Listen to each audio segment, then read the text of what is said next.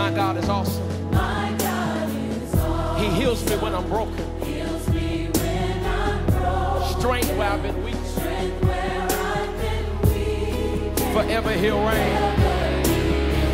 Come on, if you believe it, lift your voice and say, My God is awesome.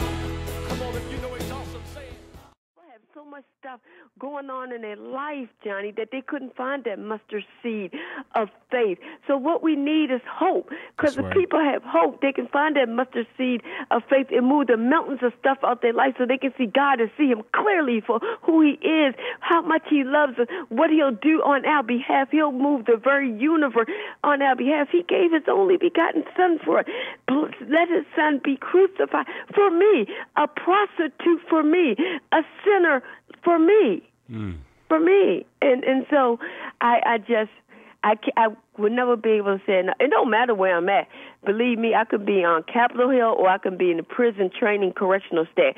I tell them what changed my life, and that is Jesus. And what they're going to do. See, I work for Jesus. See, That's right. I work for Jesus. I don't work for the government. Amen. I like that. I own 3 companies.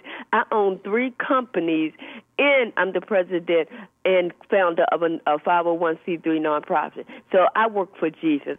Can't nobody tell me I can't speak Jesus, because I take him wherever I go. And if you don't want to listen, that's on you. I stand accountable for me. Amen. I like that. Wow. So, Tania, I got one more thing I would like for you to do.